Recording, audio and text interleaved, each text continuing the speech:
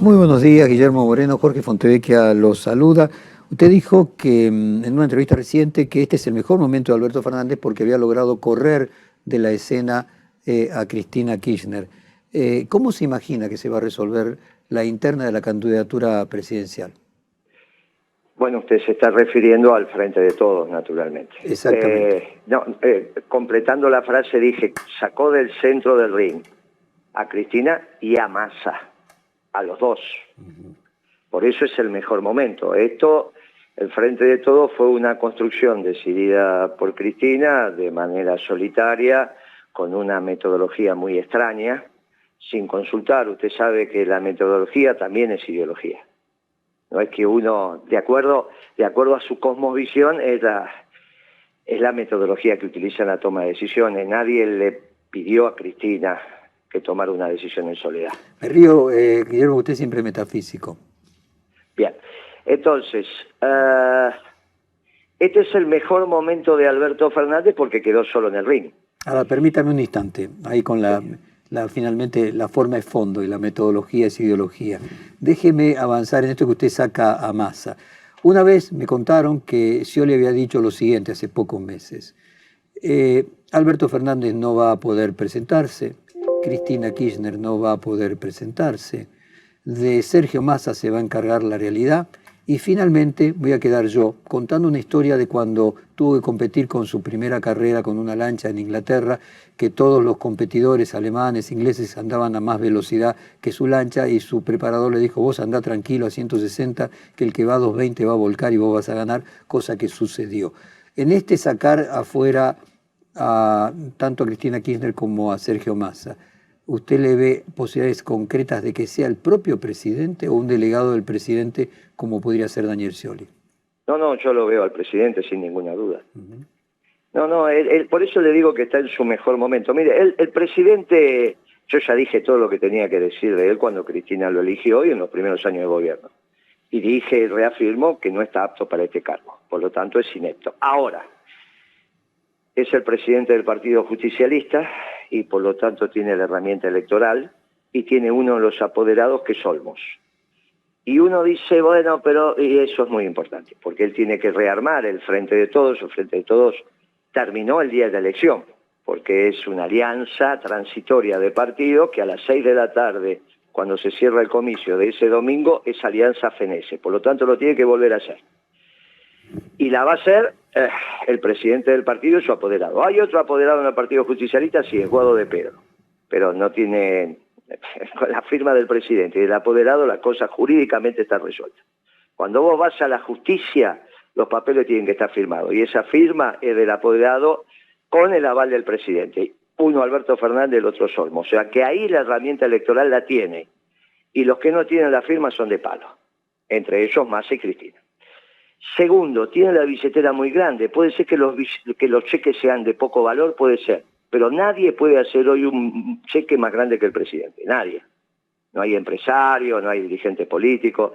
La chequera más grande, y usted me entiende lo que le digo, sigue siendo la del presidente, por más que el valor de los cheques sean chicos. Y tercero, es el único que tiene discurso. Por eso lo de Scioli está equivocado. Porque el único que puede decir vótenme porque hice las cosas bien es Alberto Fernández. Es el único muchacho que por ser posmoderno, que es la conceptualización filosófica de esta socialdemocracia, entre otros, él se mira al espejo y se autopercibe exitoso. Bueno, la realidad para Alberto Fernández, y ustedes los periodistas esto lo saben muy bien, no es un criterio de verdad.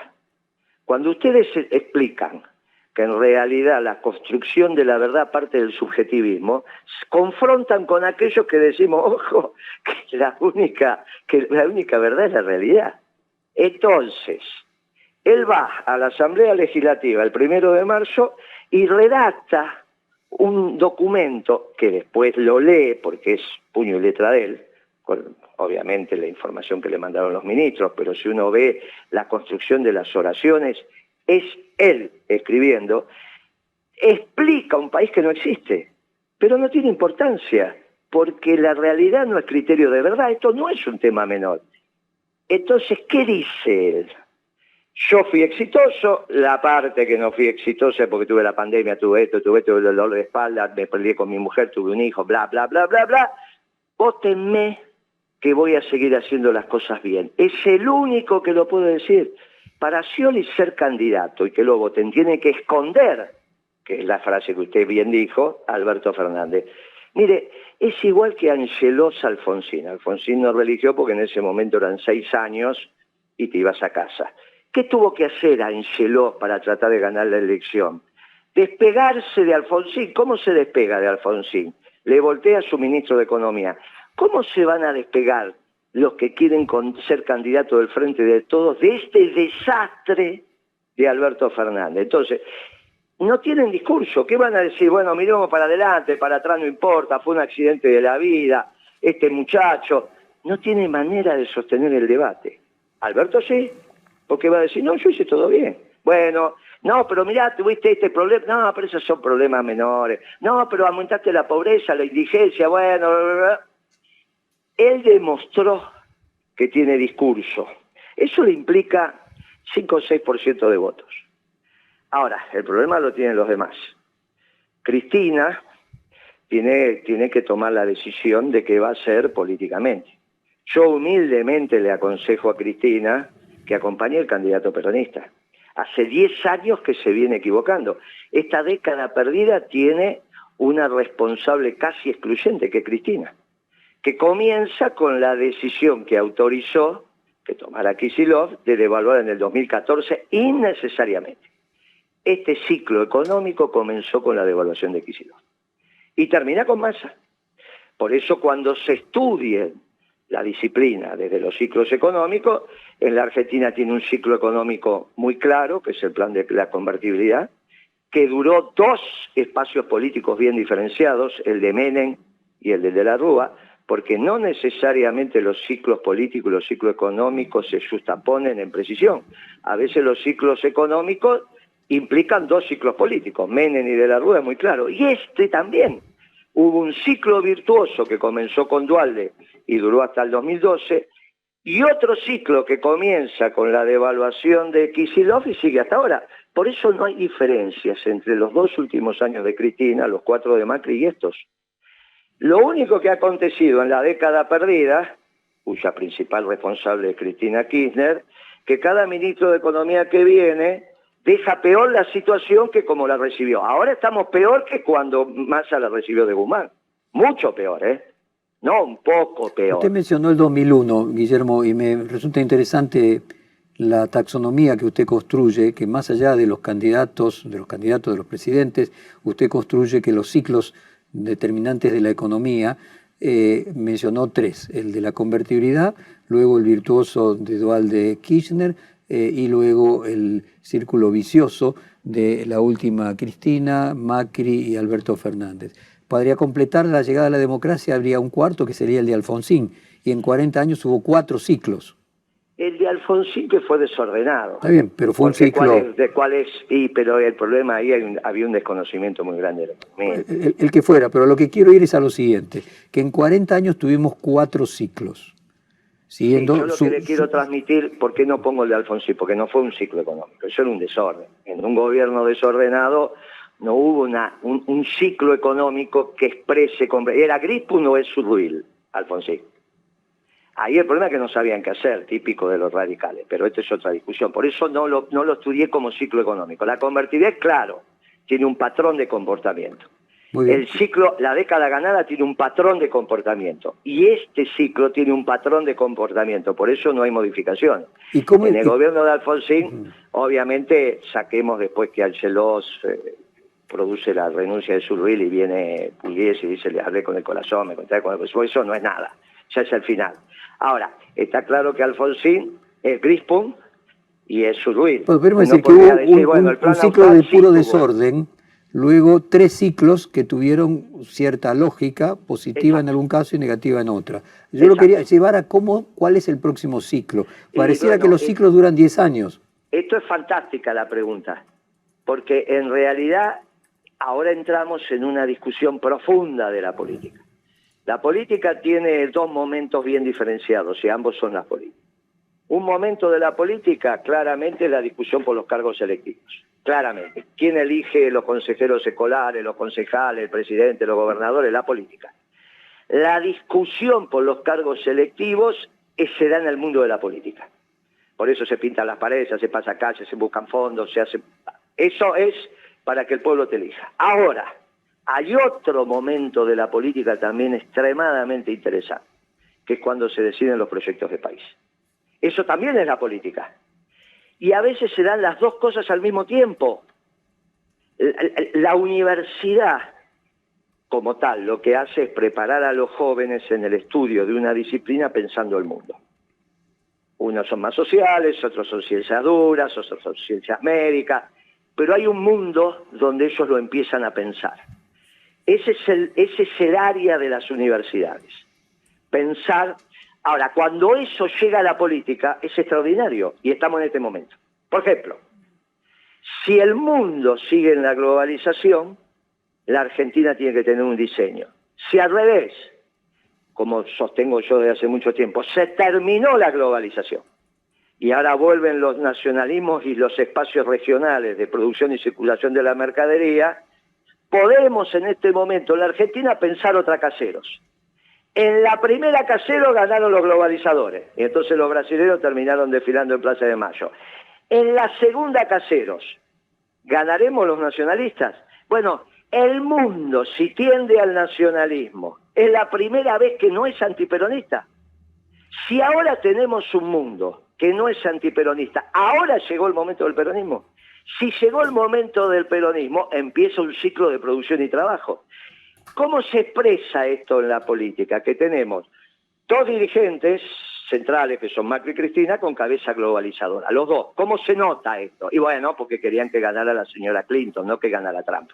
Está claro sus preferencias en términos conceptuales, ideológicos. Las segundas líneas de eso, Alberto Fernández, Massa, Rodríguez Larreta, Patricia Bullrich, la señora Vidal, también cabeza globalizadora. Pero de repente, en la infraestructura de la Argentina, ahí donde se mueven el pueblo empieza a construir, los discursos son otros. Ganamos un mundial y ese mundial es todo celeste y blanco. Brota el orgullo de pertenecer a un destino común. Y uno dice, bueno, entonces, ¿cuál es la expresión política de eso? No pueden ser parte de los radicales, pueden ser la línea nacional, Cotino Sigli y demás, pero especialmente del peronismo. Y entonces, ¿tendrá el peronismo la posibilidad de objetivar este destino que se está dando en el mundo? Y yo digo, y tenemos que intentarlo. A veces se da con precisión, como con Perón. Surge Perón y surge una Argentina distinta. ¿Podrá pasar esto ahora? Y quizás sí. Y yo lo pongo, para seguir como usted me caracteriza, en el misterio de los milagros. Porque los milagros necesitan inexorablemente de la participación del pueblo. No es cierto que el milagro es solo de Dios, es del Dios a través de un instrumento que es el pueblo. Y entonces uno convoca ese milagro, pues dice, mire, por primera vez el mundo no es antiperonista. Uno lo ve, escucha, mira, y dice, che, pero estos tipos están diciendo y haciendo mucho de lo que siempre hizo el peronismo. Ahora resulta que la Argentina se puede industrializar y pensar que su mercado de referencia es la vieja gesta sanmartiniana, con el eje Buenos Aires, Lima, Bogotá, Caracas. En todo caso, discutiremos el mercado de las manufacturas con Brasil, que es el otro país en la región que tiene objetivamente un destino industrial, pero que no tiene por qué ser único, como se lo planteaban los brasileros. ¿Estamos en condiciones de convocar a los trabajadores, a los empresarios para reindustrializar la Argentina en este mundo? Y yo digo, sí. Ah, muy bien, pero estamos muy lejos de lo que parecería ser que es la política. Ahora, Guillermo, puede ser hoy, pero vamos a ver qué pasa mañana. Sí. Es correcto su visión de que Perón no hubiera sido Perón solo con su voluntad, si no hubiese habido condiciones de posibilidad en un pueblo que lo hizo emerger. Pero hace falta quien encarne las ideas y las conduzca. Además de usted, ¿quién en el peronismo tiene esta visión suya? Y mire, nosotros hicimos el lanzamiento en un sindicato nacional, que es el Sindicato de la Industria de Obreros del Vidrio. Y uno dice, Y ahí había otros dirigentes sindicales, porque una cosa es la expresión pública y otro lo que va pasando por abajo. Cuando Perón, antes del 17 de octubre, la última carta que hace, dirigida a Eva, le dice: Negrita, ya voy a salir de acá, le estaba preso, en ese momento lo habían mandado. Sí, preparar la valija, me acuerdo, preparar las valijas. Y preparar las valijas que nos vamos a recorrer el país, se terminó mi vida pública. Y a las pocas horas se estaba transformando en el líder. Por eso los pueblos construyen estas historias extraordinarias. Ahora, ¿puede no darse? No, puede no darse, claro. Objetivamente, estamos en el mejor momento del peronismo. Porque en el 45-46 era obvio que estaban los dos ganadores cristalizados de la Segunda Guerra Mundial y Perón plantea la tercera posición. Que, como bien decimos los peronistas, no es un intermedio, ¿eh? Por eso les cuesta tanto a los que no son peronistas interpretarnos. Nosotros no somos un intermedio entre el capital y el trabajo. Nosotros somos la superación conceptual como doctrina para administrar la cosa pública atendiendo al bien común. Nosotros somos superiores a los liberales y somos superiores a los marxistas, como somos superiores a la escuela austríaca con sus dos herramientas, el neoliberalismo y la socialdemocracia. Nuestra cosmovisión es superior, porque es la doctrina más nueva. Ahora, se puede dar eso en un mundo que te es hostil, o se puede dar eso en un mundo que te empiece a favorecer. Bueno, por primera vez el mundo no es antiperonista. Por primera vez las categorías occidentales para entender la vida entraron en crisis en todas sus facetas. Está en crisis el liberalismo, está en crisis el marxismo, está en crisis la socialdemocracia, está en crisis el neoliberalismo. Y empiezan a consultar. Che, ¿qué es esto del peronismo? ¿Por qué te hace el reportaje de Colombia, de México, de Europa, de Estados Unidos? ¿Por qué hace el reportaje? Porque empiezan a mirar al peronismo. Claro, cuando pasa esto, uno lo vio en la música, ¿no? Va a determinado país y se bailan tango mejor que nosotros. ¿Y por qué? Bueno, esto tiene que ver con los procesos de aculturación que se producen. No importa. El peronismo tuvo una situación muy particular, surgió en un momento de la humanidad, pero siempre tuvo el mundo de frente. Y ahora, al menos no digo que tenemos viento de espalda, pero tenemos una pequeña brisa. Y se ven los discursos. Uno lee el discurso de Biden hace 40 días sobre el Estado de la Unión. No tiene nada que ver con lo que decía Obama. Al contrario, tiene muchísimo que ver con lo que decía Trump. Porque la clase dirigente norteamericana decidió cambiar el mundo con Trump. Y la locomotora alemana se terminó, y ahora se va a terminar la locomotora china. Se va a terminar. Y se construye un nuevo occidente, que no va a ser bajo las categorías europeas. Quizás son sobre otras categorías más trascendentes, donde las religiones monoteístas tienen mucho que ver. Y casualmente el peronismo decimos que es un movimiento humanista y cristiano de hombres prácticos. Mire, por eso es tan apasionante lo que empieza a pasar, pero hay que abrir la cabeza. En esto, ¿qué tiene que hacer Cristina? No seguir equivocándose, porque es la gran responsable de la década perdida. Empezó con autorizándole a Kicillof la devaluación innecesaria, modificó el perfil. A ver, del Guillermo, modelo de... yo me quedo, podría quedarme horas escuchándolo, porque como percibe me resulta muy atractiva su manera sui generis de pensar fuera de la caja siempre. Pero para poder llevarlo a cuestiones más concretas propias de un programa de radio, que aquí ya me están pidiendo que corte por el tiempo que llevamos, lo que usted cree, a ver si lo interpreto, es que hay posibilidades de que surja un tapado que no sea ni los actuales candidatos que se están mencionando, ni Milei por el otro, un Milei peronista, para decirlo de alguna manera, y que tengamos el 10 de diciembre un presidente inesperado entre los candidatos que hoy estamos hablando? Y sería encantador, porque vuelve el modelo de producción y trabajo, vuelve lo que el pueblo necesita, en el marco de una doctrina sólida, instalada y madura. Hoy, cuando nosotros decimos tenemos un plan económico... O sea, pero es usted el anti-Milei, para ponerlo en términos concretos. El Milei bueno... Lo que sí es cierto es que compartimos con Milei abajo, en los jóvenes, la misma clientela, entre comillas. Hay grupos de jóvenes que se juntan a escuchar a Moreno y al Milei al mismo tiempo. Pongamos a Moreno, pongamos a Milei. Porque, por eso yo digo que Puedo confirmarle que acá nos dicen que cada vez que usted habla, la cantidad de clics que se producen en sus notas en la web son mayores que cuando hablan el resto de los políticos. Bien, me pasó con un colega de usted, con Fantino, que me llamó, el tema es que nosotros movilizamos la fibra y damos certeza. Milei también moviliza la fibra, pero da incerteza porque la concepción económica de él todavía es adolescente. El modelo austríaco, cuando usted dice, le voy a poner una bomba al Banco Central, eso mueve la fibra en las tripas, entre comillas.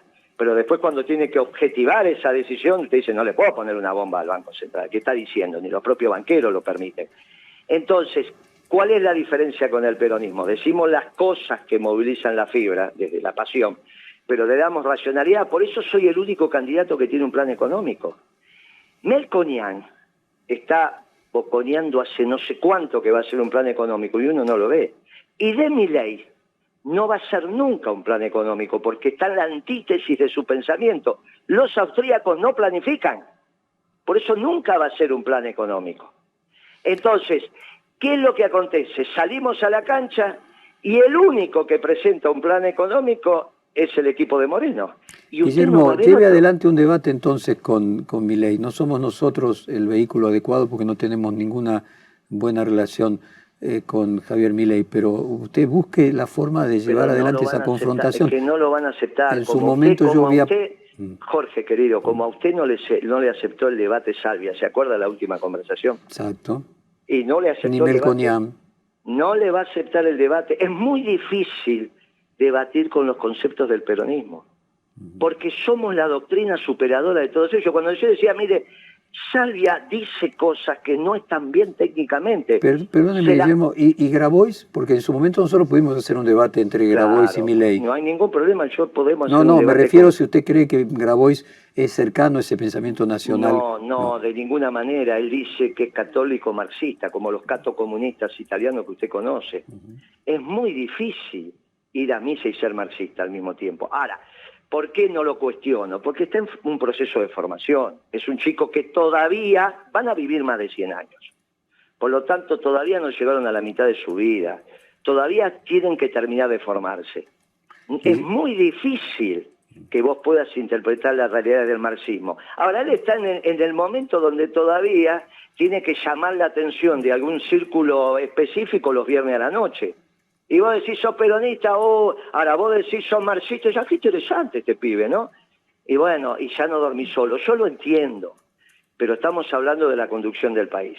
Decir que sos católico y que sos marxista es antitético, ¿está bien? Es muy divertido para que una señorita te preste atención, pero fuera de eso no hay nada profundo atrás de eso. Nosotros no avanzamos sobre el derecho de propiedad. Es un error conceptual avanzar sobre el derecho de propiedad. Marx se murió antes de tiempo. Le pasó lo mismo que a Kirchner, se murió antes de tiempo. Si Marx hubiese seguido vivo, se hubiese dado cuenta que no es necesario para construir una sociedad con justicia social avanzar sobre el derecho de propiedad. Porque una cosa es el stock de algo y otra cosa es el flujo. El flujo es lo que genera. Una cosa es la propiedad y otra cosa es el alquiler de la propiedad. Bien, Marx, con la contribución que pudo haber hecho a la disciplina, se murió antes de tiempo. Y Lenin no era lo que el Partido Comunista considera, era un socialdemócrata. Entonces hizo mucho daño con esa definición del imperialismo como la expansión del capitalismo financiero. Guillermo, usted tiene que tener un programa largo de 3-4 horas a la noche y realmente sabe de todo, conecta todo, interrelaciona una cosa con la otra. Resulta apasionante, nos excede a nosotros en nuestra posibilidad de un programa de radio, pero lo llamamos a menudo para por lo menos ir haciéndolo por etapas y por capítulos. Perdóneme que le tenga que mandar un abrazo, pero acá ya me pidieron 4 veces. Y eso, escúcheme, dígame. Y eso que sos el dueño. Imagínate si no fueras el dueño ya te hubiesen bajado la perilla. Te mando un abrazo. Un abrazo. Saludos a su señora, gracias por el tiempo y lo agradezco mucho su palabra. Muchas gracias. Hasta la próxima, Jorge. Hasta la próxima, un fuerte abrazo. Yo veo el futuro repetir el pasado.